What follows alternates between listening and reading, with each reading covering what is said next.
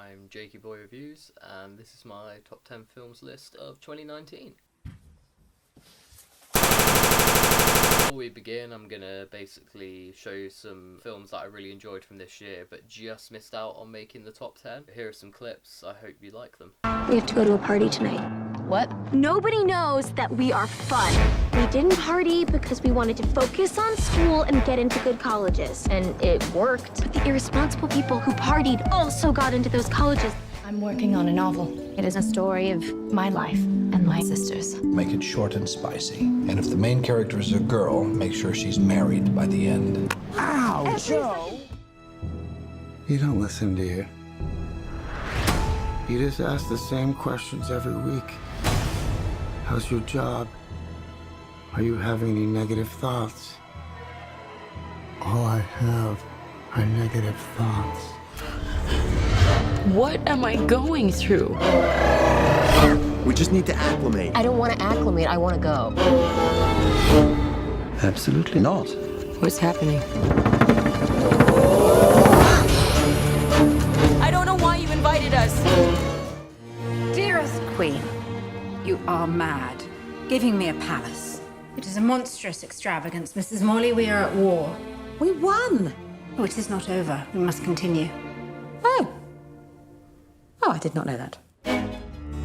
What I love about Nicole, she is a mother who plays, really plays.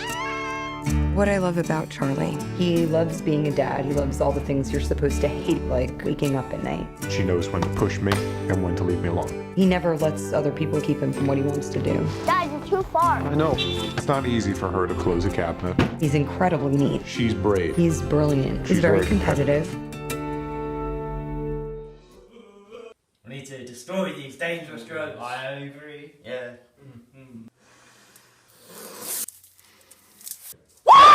Yeah! Whoa! Whoa! Ow! Ow! We're finally onto the top 10. These are just my personal choices. Yours will probably be completely different, but these are the films that I enjoyed the most from this year. Here they are.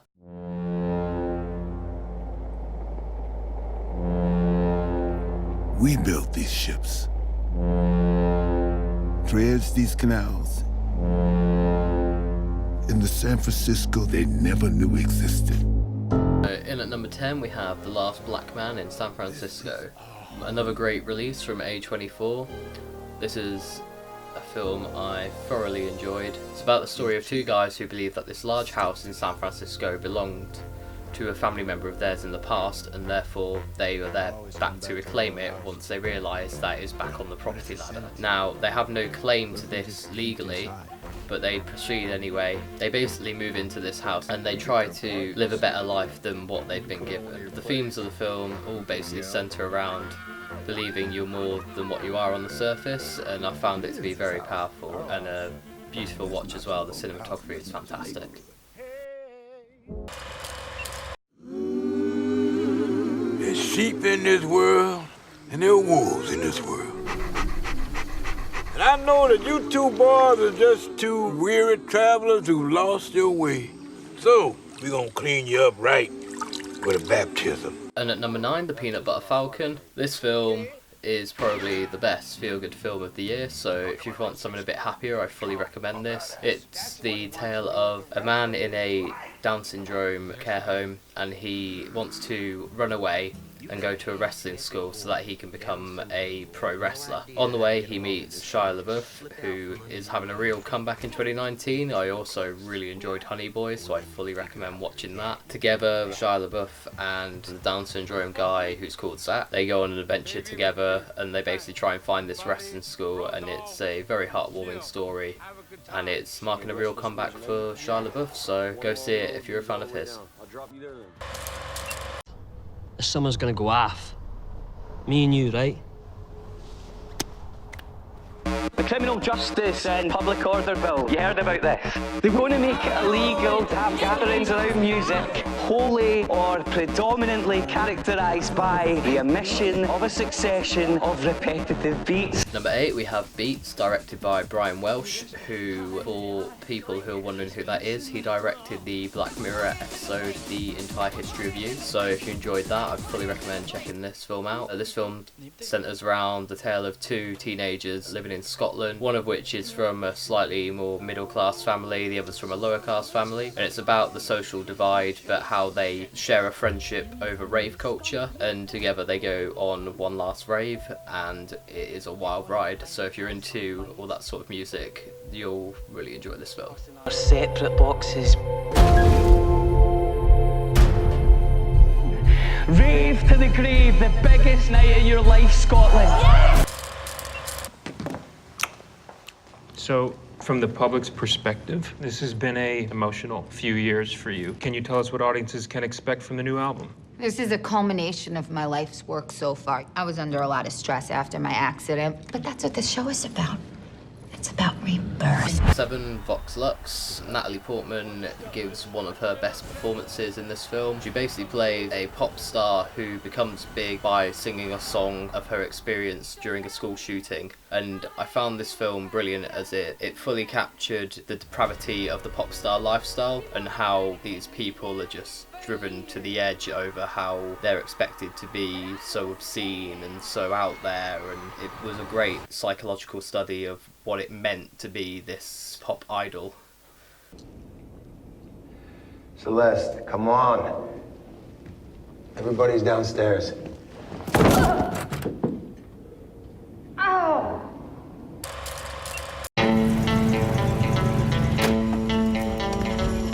I'm Rick Dalton. It's my pleasure, Mr. Schwartz. Call me Marvin. Put it there.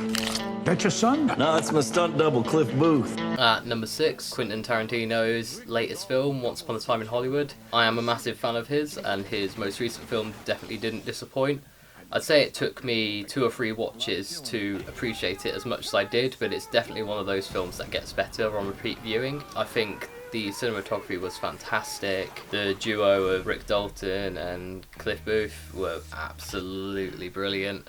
Leonardo DiCaprio and Brad Pitt have amazing chemistry in this film, and it's worth watching it purely just for them. This is a much more slower Tarantino, but personally I really enjoyed that. I thought it was like a nice change of pace from what he's been doing.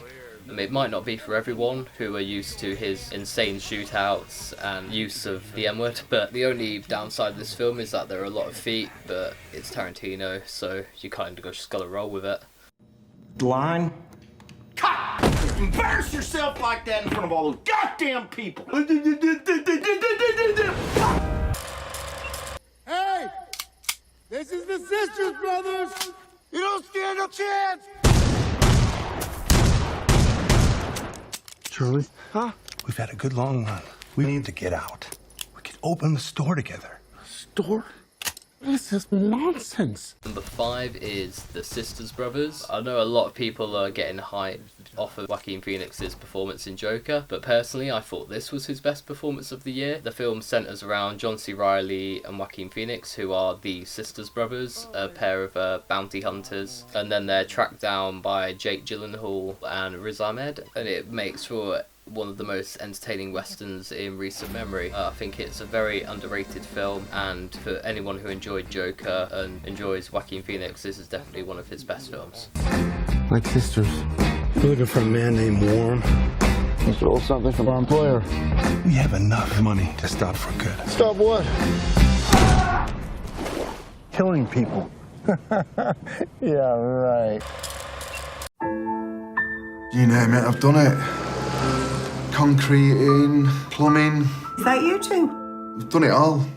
So why'd you give it up? He's just gone from job to job. There's always someone on your back, isn't there?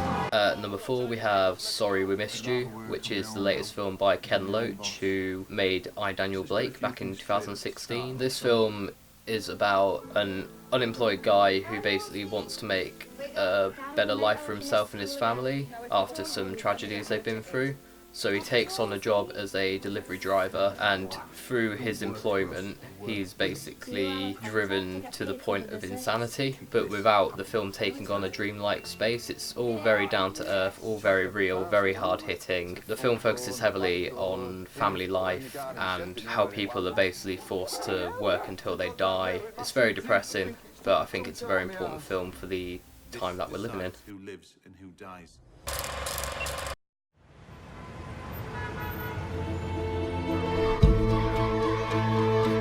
بدي عمرك يا زين. ما بعرف بدك تسألني. حضرة الرئيس بما انه زين ما عنده اي وثيقة ولادة. Number 3 is Capernaum. The story is about a 12-year-old Lebanese boy who runs away from his neglected family and basically goes to make a better life for himself, or at least tries to. It centres a lot on poverty and people who are growing up in horrific situations, and it really shines a light on these third world countries. And again, like how Sorry We Missed You shows a dark side of my own country, Capernaum really shows the depravities of other countries. It is another hard watch, but I think it's very important again.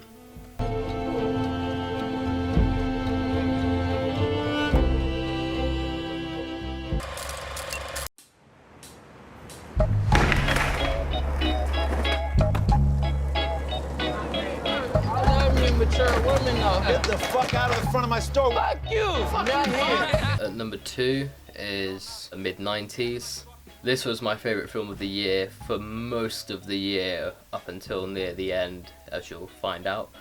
But this story is about a kid growing up in a 13-year-old kid who's growing up in Los Angeles, and he basically befriends a group of skaters, and through them he sort of learns more about life and what he wants from life, and we watch him as he sort of grows into this completely new person through his friends. This film hit me on a personal level because I'd always been very interested in skating growing up. It gave me a view into a world that I possibly could have had. So for anyone who has a strong interest in skating or just appreciates the culture of it, this is definitely one of the best films out there for that market.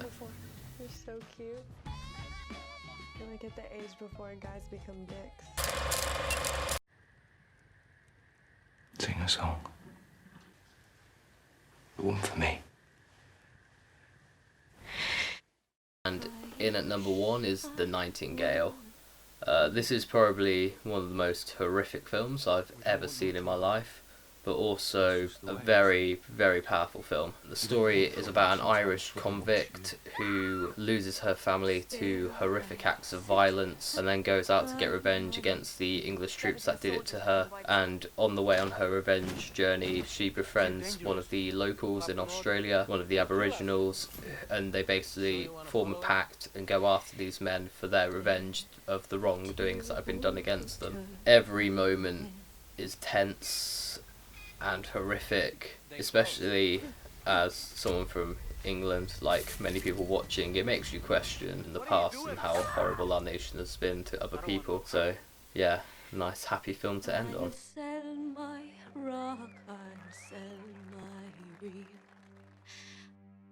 Hey, thank you for watching. I hope you've all had a great 2019. Hopefully 2020 will bring more great films, and I'm really looking forward to it. I hope you all have a great day.